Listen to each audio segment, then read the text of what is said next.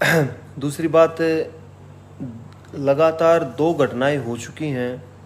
सुबह जो लड़के रेस करने के लिए आर्मी की भर्ती के लिए या पुलिस की भर्ती के लिए सुबह रेस करने जाते हैं, दौड़ करने जाते हैं, उनसे एक छोटी सी गुजारिश है कि रोड के बिल्कुल किनारे पे ना रहें, रोड को छोड़ें, क्योंकि लगातार एक्सीडेंट हो रहे हैं और आगे आने वाली सर्दियों में, अभी जो सर्दियाँ आएंगी उसमें धुंध पड़ेगी, तो भाई उस टाइम भी बहुत ध्यान रखना पड़ेगा, क्योंकि नए नए कबरू बालक हैं, ये सारे जावे हैं, तड़के। तो बहुत अच्छी बात है एक्सरसाइज करना, लेकिन थोड़ा सा ध्यान रखना पड़ेगा थोड़ा, क्योंकि उनके पीछे उनका एक परिवार होता है, और वो परिवार जब सुबह लड़का रेस करने के लिए जाता है तो बहुत कुछ उम्मीदें लगाए हुए बैठा होता है। तो जब उसे ऐसी खबर मिलती है तो उसे ही नहीं, पूरे गांव को, पूरे देश को जिस युवा की ज़रूरत थी, जिस फौजी की ज़रूरत थी, उससे वंचित रह जाता है हमारा देश भी, हमारा गांव भी, हमारा परिवार भी। तो मैं गुजारिश करना चाहूँगा, जितने भी भाई तड़क रेस करने जावे हैं वो थोड़ा सा ध्यान दियो, बहुत ज़रूरी है भाई। थारा पास से थारा परिवार बैठा है, और भाई जो तड़के ये गाड़ी घोड़े चलावे हैं, खासकर ये ट्रक वाले, ये भी थोड़ा ध्यान दियो भाई।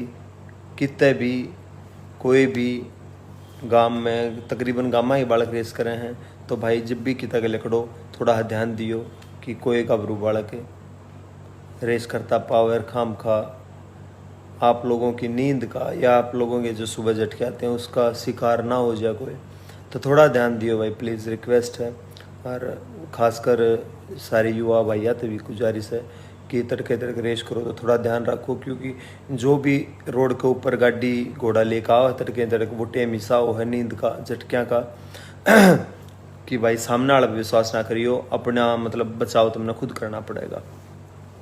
और अब दूसरा मुद्दा, अभी कई दिन से देख रहा हूँ कि सपना, वीर साहू और अदर जो भी पंगा लफड़ा चला हुआ है, बहुत गलत है। कलाकार की एक अपनी निजी ज़िंदगी होती है, और उस निजी ज़िंदगी में उसे अपनी पूरी आज़ादी है कि वो क्या करे, क्या फ़ैसले ले, और वो फ़ैसले वो किसी से पूछ के ले, कोई ज़रूरी नहीं है।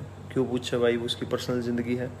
तो मैं भी और पूरा कलाकार परिवार भी सपना जी और वीर साहू जी भाई के साथ हैं, सपोर्ट में हैं कि ये उनकी पर्सनल ज़िंदगी है, कोई भी उन्हें कुछ ना कहे। और ख़ासकर गाली गलौज क्यों भाई, अगर कोई भी ऐसी कोई बात है तो आप आराम तरीके से बता सकते हैं, कोई भी गाली गलौज ना करें, क्योंकि कलाकार सिर्फ और सिर्फ आपको मनोरंजन करते हैं, और आपकी सुनते भी इसलिए हैं कि वो बहुत पोलाइट होते हैं, वो नहीं चाहते। तो उन चीज़ा न समझा करो, वो कमज़ोरी ना समझा करो उनकी। तो हाथ जोड़ के रिक्वेस्ट है सारे भाई आते हैं कि कदे भी किसी कलाकार की निजी ज़िंदगी पर टिप्पणी करने का हमने कोई अधिकार नहीं है। भाई सबकी अपनी ज़िंदगी है, बॉलीवुड की एक अपनी ज़िंदगी है। धर्मेंद्र हमारे आज भी मतलब पूजनीय हैं, और उन्होंने 2 शादियां करी, तो ये उनकी पर्सनल ज़िंदगी थी। हम उन्हें as a artist, as a कलाकार उनकी रिस्पेक्ट करते हैं। पर्सनल ज़िंदगी में उन्होंने क्या कराया वो भाई वो जाने। तो कलाकार ने कलाकार की टाल देखा करो, उसकी पर्सनल ज़िंदगी में ना जाया करो, प्लीज़ रिक्वेस्ट है। सारे भाई आते हैं, बाण आते हैं।